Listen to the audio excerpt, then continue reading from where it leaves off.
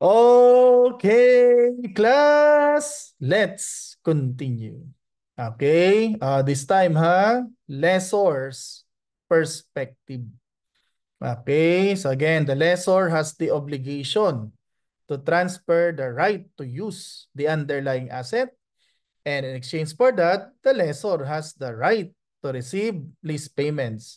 And if the asset will go back to the lessor, so there are certain rights retained in the underlying asset.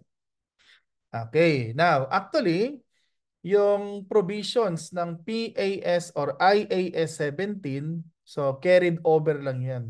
Okay, to IFRS 16 unchanged. So halos hindi nagbago yung accounting ng sa perspective ng lessor. So except for certain disclosure requirements.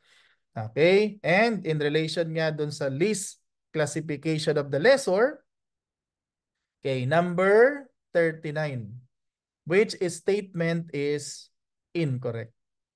So A is a correct statement. So a lessor shall classify each of its leases as either operating or finance. So nandun pa rin yung operating and finance lease.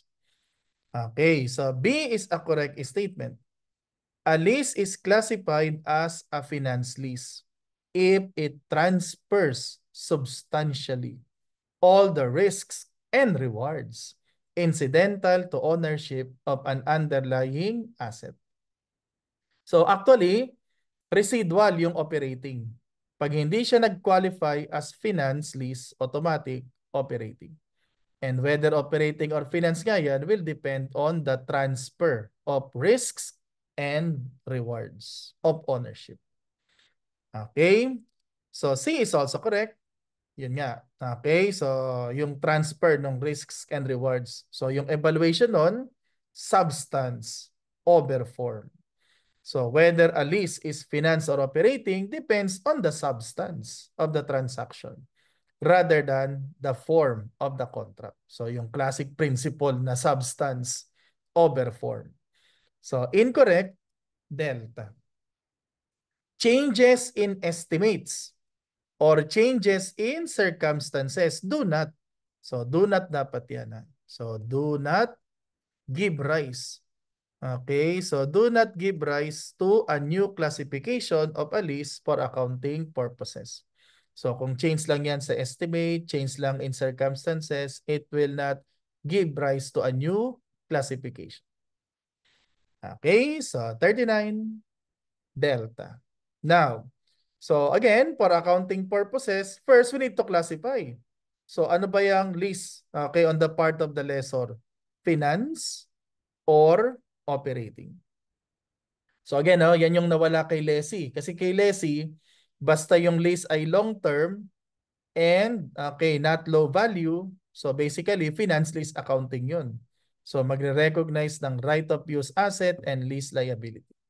Pero si lessor na-retain yung finance and operating lease classification. And as noted, okay, dyan sa number 39, okay, so ito nga yung definition ng finance lease. So basically, pagka yung risks and rewards na i-transfer substantially ni lessor kay lessee, then finance lease yan. So kaya ang simple guide, whether the lease is operating or finance, so ito yung guide question. Who is the owner substantially? Pag ang sagot, lessor. So that is operating.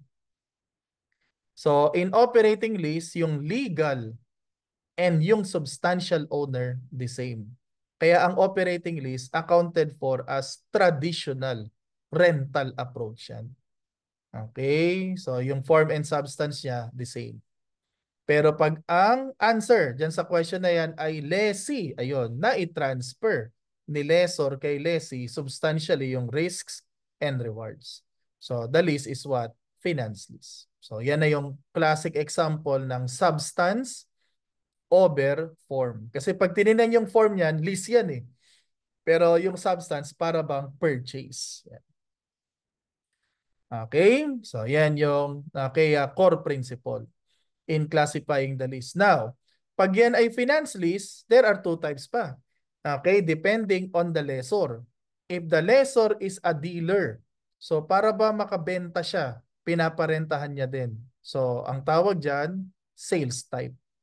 So, in this case, the lessor is a dealer or manufacturer. So, kaya pag sales type, dalawa yung income ng lessor. Profit on sale or yung dealer's profit and interest.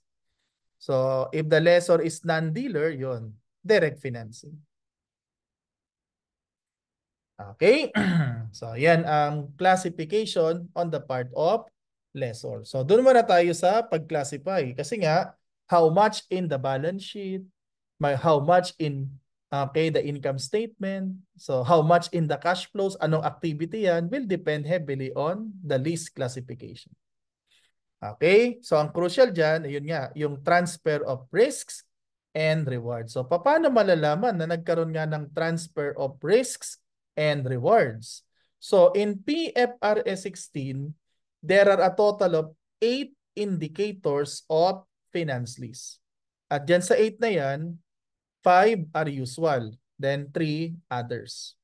And what are the usual indicators of finance lease? That's number 40. So, ang sagot dyan, letter A. So, if anyone is present, then the lease is what? Normally classified as what? Finance lease. Okay? And what are those? Madaling tandaan yan. Ang mnemonic natin dyan, TOLPS. Yan, tandaan mo lang TOLPS. Yan. So, ano ba yan TOLPS? Okay. T for what? Yan. Transfer of ownership. So kung merong agreement that at the end of the lease term, the lessee will become the owner, then para bang binili yung asset on installment basis.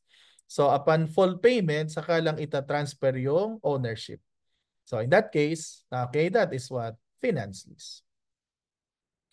So ano itong O? Option. Option to buy at a price that is expected to be sufficiently lower than the fair value at the date the option becomes exercisable. So, okay, mas kilala yan sa tawag na option to buy at a bargain price. Although yung term na bargain kasi hindi ginamit yan sa standard. American term yan, yung bargain purchase option. At pag sinabing bargain, the price is much lower than the fair value of the asset, underlying asset. Okay? Kasi nga naman, let's say, ang fair value when the option becomes exercisable, 100. Mabibili na lang ng lessee ng 50. So, bargain yan. So, most likely, the lessee will exercise that option. At pag ginamit na yung option, eventually, sino ng owner niyan? Lessee. Kaya nga doon sa previous discussion natin, sa part ng lessee, pag may T o kaya may O, so si lessee eventually nagiging owner. Kaya yung depreciation period ni lessee, useful life. Okay? Pero pwede pa ring finance lease kahit walang transfer of ownership. So ano naman tong L? So yung lease term. Lease term is major part of economic life. Okay? So ang gagawin dyan, yung lease term, i-divide natin ng economic life. So pag yan ay major part ng economic life, then finance lease yan. Unfortunately, again, since IFRS is principles-based, hindi na-quantify ilang percent ang major. Okay? So, matter of policy na to. Pwedeng sabihin sa problem, per company policy, more than 50% is considered major. So, pag sinabi yun sa problem, then finance lease yan. Okay. Paano kung silent? Yun ang problem. So, for consistency na lang, for consistency. Pag hindi in-specify, so gamitin natin yung sa US. Sa US, ang major part nila is 75%. So, if silent para consistent lang. So, we can use as a guide yung sa US. So, 75%. At bakit nga siya finance lease? Kasi nga naman, 75% ng economic life, sinong gumamit or gagamit? Si lessee. Substantially, sinong may-ari niyan? Sinong mag-e-enjoy ng rewards? Yan. Sino ang exposed sa risk? Lessee. So, kaya pagka major part yan, so sa US, at least 75% finance lease. So ano naman tong P? Yung payments. So yung payments present value substantially equal dun sa fair value. So ang gagawin dyan, yung present value ng LP, i-divide ng fair value of the leased asset. Pag at least substantially all yan, so finance lease. Pero ano na naman yung substantially all? Okay? Yun na naman, hindi na-quantify sa standard. Kasi nga, pag nilagyan ng percentage, rules na yan eh. Okay? So sa US, ang substantially all nila, at least substantially all, 90%. So we can use as reference for consistency. Okay? At bakit nga finance lease? Eh kasi nga naman, let's say ang fair value ng asset 100. Ang babayaran ni lessee, okay, naka-present value na 90. Eh halos binili na yan ng lessee. So kaya considered as what? Finance lease. Okay? So take note ha, sa PFRS 16, 5 ang usual indicators, hindi lang 4 ha. Okay? Kasama yung S dun sa usual. At ano yung S? Okay? Specialized in nature. Custom made. So, ibig sabihin yan, ang makakagamit lang yan yung original lessee. Pag pinarenta sa ibang lessee yan, it will require substantial or major modifications. So, effectively, dahil na-customize na yan para doon sa original lessee, sino na lang makagamit? Original lessee. Kaya, effectively or substantially, sinong owner dyan? Lessee. So, yan ha. Pag present, any of the five. Okay? Substantially.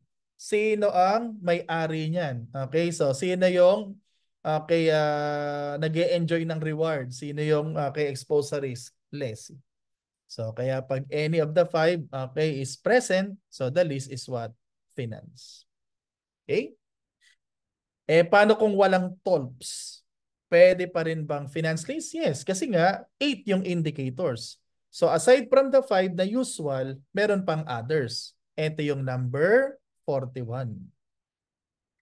And what are those? Delta, the other indicators. Okay? And what are those? Ang mnemonic naman natin dyan, CRs. Yan, tandaan mo lang, CRs. Okay? Ano naman yung CRs? So, C, cancellation losses. Okay? Borne by the lessee. Okay? So, normally, pag cancelable, operating eh. Pero pagka kinancel at yung losses associated with cancellation borne by lessee, so para bang effectively non-cancelable siya. So, if that's the case, yan, finance lease yan. So, ano tong R? Okay, so yung residual. So, yung residual gains and losses fall to the lessee. So again, sinong mag-e-enjoy ng rewards? Lessee. Sinong exposed sa risk? Lessee. Eh, sino may-ari niyan? Lessee. Substantially. Okay? And then, ano tong S? Secondary period rent. Much lower than the market rent. So, in the secondary period, ibig sabihin, pwedeng rentahan pa, okay, ng lessee subsequently. And in that secondary period, masyado nang mababa yung rent compared sa prevailing rent. Eh kung tayo nga naman ang lessee niyan, malamang rerentahan pa rin natin yan. Because the rent is substantially lower than the prevailing rent. Okay, so yan yung other indicators. Okay. And now, paano kung walang tolps? Wala pang CRs. Okay, then it's operating. So operating is residual. Pag wala kang makitang sign or indicator na yan ay finance, operating siya. Okay, so that's lease classification on the part of lessor. And again, accounting depends heavily on that. Now, is the lease operating or finance? Okay, number 42. The lease classification is made when? So, at inception. And that is delta. So, as noted earlier, okay, ito yung earlier of A and B. So, that is yung date of the lease agreement and yung date of the commitment by the parties to the principal terms and conditions of the lease. So, yung earlier of A and B, ayan yung tinatawag na inception date. And on that date, Okay? So, ina-assess na. Actually, at inception, di ba, kailangan i-assess na. Ano ba ito? I-identify na kung lease or not. So, dyan din sa inception date, okay, kina-classify kung operating ba or finance. Okay, pero kailan i-recognize? I-recognize lang at commencement date. So, ito ulit yung commencement date. So, when the asset is already what? Available for use by lessee. Kaya lagyan ng note ha. Operating or finance lease. Yan ba ay lease or not? So, ginagawa yung assessment at inception. Then, kailan i-recognize? Commencement. So, technically, iba yung inception sa commencement date. So, kaya lang, siyempre, for problem-solving purposes, usually, same lang yan. Okay, so usually wala nang distinction yung inception and commencement. Okay, next. Number 43. So, yun nga, pag walang nakitang signs, okay, so walang tolls, walang CRs, operating. So, dun muna tayo sa traditional rental approach. Okay, number 43, which statement is incorrect. So, regarding accounting for operating leases by lessors. Okay, A is a correct statement. Since operating lease yan, okay, yung owner legally and substantially the same, so si lessor will continue to recognize the asset in its balance sheet. And ipe-present yung asset depending on the nature of that asset. So nasa balance sheet pa rin, nasa statement of financial position pa rin yung underlying asset. So B is also correct. Okay? So under operating lease, yung lease payments, anong treatment ng lessor? Income. How? On a straight line basis. Unless another basis is more representative, okay, of the pattern in which benefit from use of the underlying asset is diminished. Or simply, okay, yung payments na yan, income yan on a straight line basis. Yung another basis na yan, mahirap i-justify yan. Okay, pero kung yun nga, other than kung it's clear na hindi straight line, okay, yung pattern, then use, okay, a more, okay, appropriate pattern. So C is also correct. Costs, including depreciation, incurred in earning the lease income are recognized as an expense. Ibig sabihin nito, hindi i-offset yung income and expense. Yung rent income, i-report as income. Yung cost, depreciation, and others, report as expense. Do not offset income and expense. So, ang incorrect, delta. So, subject pa rin yan to impairment. So, mali yung not. Okay. At dahil non-financial asset yan, anong applicable standard? PAS 36. Okay, so that's summary of accounting for operating leases. Now, to illustrate, okay, before pala yan, so ito, pangpagulo kasi ito eh. Pangpagulo to sa leases, yung tinatawag na initial direct costs. So, isummarize muna natin. Okay, number 44, definition of IDC or initial direct cost. Ito yung nature niya. Incremental costs. Ibig sabihin, kung walang lease, wala yung gastos na yan. So, incremental costs. Of obtaining a lease that would not have been incurred if the lessee had not obtained, okay, if the lease had not been obtained. So, simply yun nga, wala sana yung mga gastos na yan kung wala yung lease na yan. So, classic example niyan, yan, commission. Pero notice hindi kasama sa definition ng initial direct cost kung yan ay incurred by manufacturer or dealer lessor. Yan nga yung sales type finance lease. Kasi pag sales type, ang asset dyan ng lessor, inventory. So pag sold na yung inventory, syempre cost of sales. Kaya yung IDC, part din ng cost of sales. So hindi siya hindi siya kasama doon sa definition ng IDC. Now, which statement is incorrect? Okay, so A is a correct statement. So, highlight natin dyan, operating lease. B is also correct. Highlight natin dyan, okay, finance lease. Other than, of course, yung sales type. So A and B are correct statements. So answer, delta. Neither is incorrect. So to summarize, gawa natin to ng summary kasi later may encounter uli natin. So ito ang simple guide on initial direct costs. So ang simple guide, so yung IDC follows the asset. So sinusundan ng kay IDC kung ano yung treatment dun sa underlying asset. So on the part of lessor, kung yan ay operating, di ba yung lessor will continue to recognize the asset. So kaya yung IDC, part of the CA of the asset.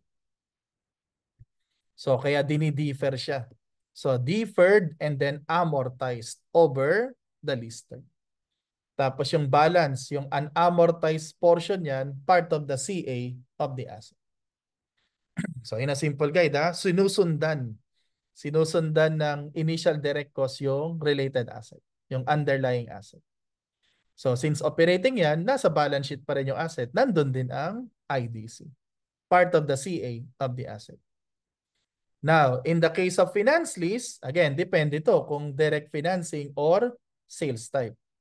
Okay, so in direct financing, yung asset, yun ang investment ng lessor. So since yung underlying asset ay yung investment ng lessor, yung IDC, additional investment yon ng lessor. Kaya included in the net investment. So yung asset, investment. So yung IDC, additional investment. So included in the net investment. Kaya actually, pag may IDC, nababawasan yung return on the investment. Nababawasan yung interest. Okay? As noted already, pag sales type, hindi siya actually included in the definition of IDC. Pero kung meron man, okay, since inventory nga yung asset, susundan ng IDC yung asset. Okay? So, kung yung inventory ay sold na, nasa cost of sales na. So, yung IDC included din in cost of sales. So, that's on the part of lessor. So, isama mo na rin yung na-discuss na natin earlier. So, sa part ng lessee, part siya ng cost of the right of use asset. Kaya nga simple, no? Anong treatment sa IDC? Okay, it will follow the asset. Kung anong naging treatment dun sa asset, yun ang gawin natin dyan sa IDC. Okay, now, so let's illustrate operating lease accounting. Okay, number 45 to 47. Okay, here's the background. The entity purchased a new machine on January 1 of the current year. Cost 2 million. The machine was acquired for the purpose of leasing it. So this is a machine for rental to others. So in this problem, walang indicators of finance lease. Kaya yan ay operating. So anong gagawin ng lessor dyan sa asset na yan? Yung machine na yan, okay, will appear in the statement of financial position. Yun ang first question. How? So the entity should present that machine in its statement of financial position as what line item? So yan ay machine Machine for rental to others. Held to earn rentals. Yan ba ay inventory? No, hindi naman yan for sale. Yan ba ay investment property? No din. For rental nga, pero hindi naman yan land. Hindi naman building. So take note ang investment property, land o kaya building lang. So pag hindi yan land, hindi yan building, okay, kahit pa yan ay for rental to others, hindi yan investment property. This one is machine. Other NCI or other non-current investment? No. So answer, delta. So again, ito ulit yung definition ng PPE. At kasama sa definition yan, for rental to others. So kaya yung machine na yan na for rental to others, PPE yan. So again yung for rental to others na PPE other than land and building. Okay? So kaya ano ibig sabihin? That machine is accounted for in accordance with PAS 16. Huwag mong gagamitin dyan yung PFRS 16. So, yung lease, okay, doon natin i-apply yung PFRS 16. Pero dyan sa machine na yan, ang gamitin natin dyan, PAS 16. Okay, at yun nga, ang life, 10 years, may 200,000 na residual value, tapos yung method, straight line. So, consider later. O, doon na tayo sa lease. So, the lease is what? Okay, for 4 years. So, lease term, 4 years. The lease fee is 1 million payable in advance. So, the lessor paid, yun, 120,000 commissions. Example ito ng IDC, Initial Direct Cost. So, naka-receive din ang lessor ng lease bonus or lease incentive from the lessee. So, basically, yung lease bonus na yan, additional rent lang yan. So, over the lease term. Okay, so number 46. Net effect on profit or loss. So, ang hinahanap dito yung net effect. So, i-summarize natin lahat ng income and expenses. So, lease-related income minus lease-related expenses. So, yung income, this one, 1 million. Yung fixed, okay, annual rental. So, rent income yan. Okay, yung 400,000, income din yan over the lease term. So again, ano nga ang treatment sa lease payments? Income on a straight line basis. Kaya yung 400,000, income over 4 years. So divide natin by 4. So yung fixed annual rental and yung amortization of lease bonus, yan yung total rental income. So minus the related expenses since the requirement is net effect, okay, on profit or loss. So since machine yan, subject to what? Depreciation. So cost less the residual value. So divide natin by the useful life, 10 years. And then as noted earlier, yung IDC, expense yan over the lease term. So divide natin by 4. So ito yung rental income, ito yung related expenses. So net effect on profit or loss. So number 46, letter C. Okay, 46, letter C. So again just take note ang hinanap kasi dyan net. Pero as noted earlier, pag pinresent na, separate yung income from expense. Do not offset for presentation purposes. Okay, then 47. The amount to be reported as machine. So we need the carrying amount. So cost, this one, 2 million. Minus accumulated depreciation. Ito na yon. Dahil first year pa lang, that's the depreciation, current year. So that's the carrying amount. So kaya lang, dahil nga ito ay for rental to others, so yung related, okay, na initial direct cost, part of the carrying amount of that asset. So kasi deferred charge yung IDC na yan. So ipepresent siya as addition to the asset. So yung unamortized IDC, 120 minus yung na-amortize na 30. So for presentation purposes, CA of the machine. Okay. And then, okay, dun sa notes, naka-present, okay, naka-disclose separately yung machine na yan, okay, as a separate class of PPE. So yung PPE na for rental to others, so i-disclose yan as a separate class of PPE. So para lang ba ma-highlight na yan ay hindi siya for own use. Yan. So for rental to others. So answer, okay, number 47, letters. Okay, so in this problem, yung payment naka-fix, no? 1 million annually. Okay, paano kung unequal yung magiging rental?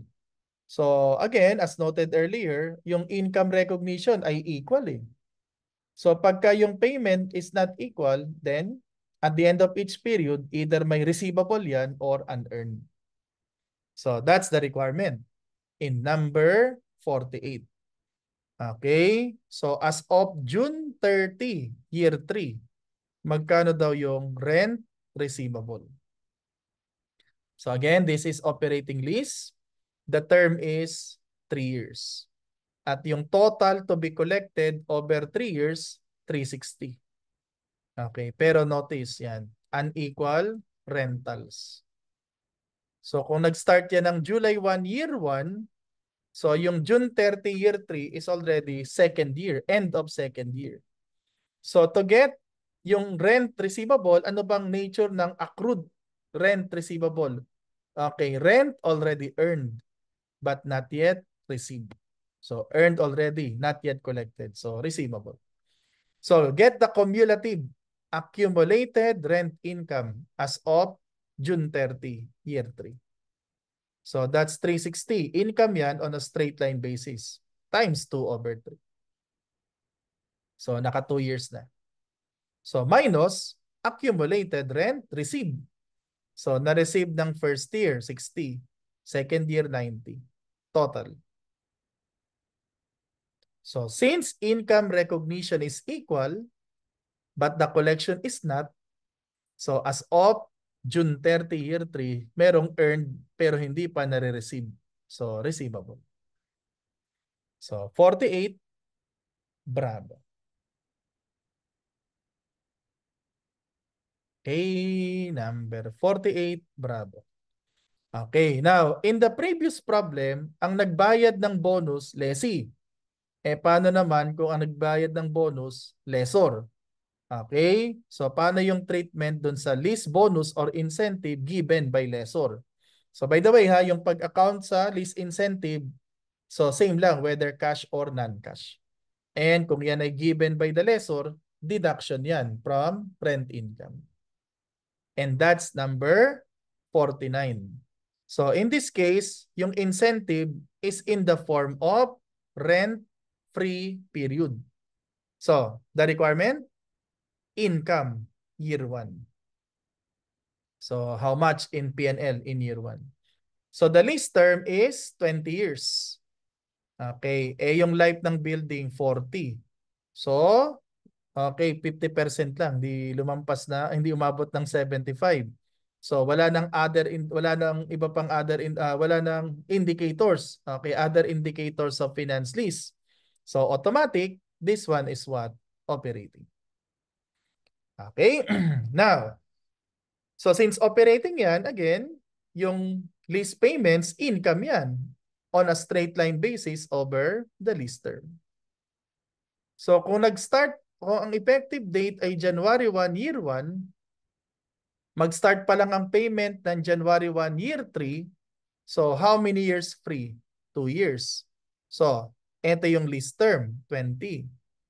So, nag-start ng January 1, year 1, first payment, January 1, year 3, 2 years free. So, minus 2. So, yung number of years with payment, 18. At magkano yung annual payments? 1.6. So, 1,600,000 i-times mo ng 18. Yan yung total na marireceive. Net na ha. Naka-net na yung incentive over the lease term. So, income yan on a straight line basis. Kaya 1.6 times 18. Total, net of incentive, divide by lease term. So, yan yung income annually. So, including year 1. So, 49, bravo. Okay, number 49, bravo. Okay, now, number 50, total rental income. So, ito naman, combination ng fixed, okay, and variable. Tapos, meron ding lease bonus. Okay, so total rent income.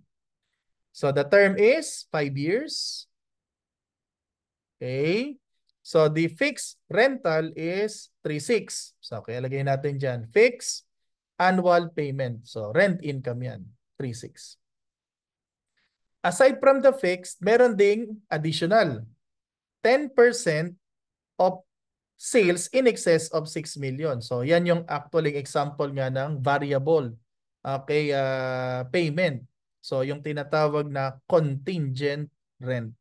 So magbabayad lang ng additional, syempre, pag nag-exceed dun sa threshold. Yung sales for the current year, 10. So the lessee will pay additional. So sa part ng lessor, so additional income yan. Okay? So the variable payment to be received. So 10 million sales current year minus 6 million threshold. Excess times 10%. Okay? And then, upon execution of the lease, the lessee paid 500,000 as bonus. So, income yan on a straight line basis over the lease term. Divide by 5. So, yung fixed payment, yung variable payment, so, okay, in relation dun sa sales, and then yung amortization of lease bonus, so, lahat yan, okay, total rent income. Okay, so, number 50, delta.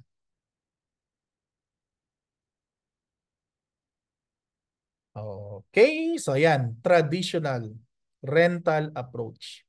So operating lease. Risks and rewards. Okay, so substantially remain with the lessor. Kaya yung form and substance ng transaction, the same. Okay, now, paano nga no kung may TOLPs? Okay, o kaya may CRs or merong sign na si lessee na substantially yung owner. Then, accounted for as what? Finance lease. At yan ang i-discuss natin in the next video. Okay?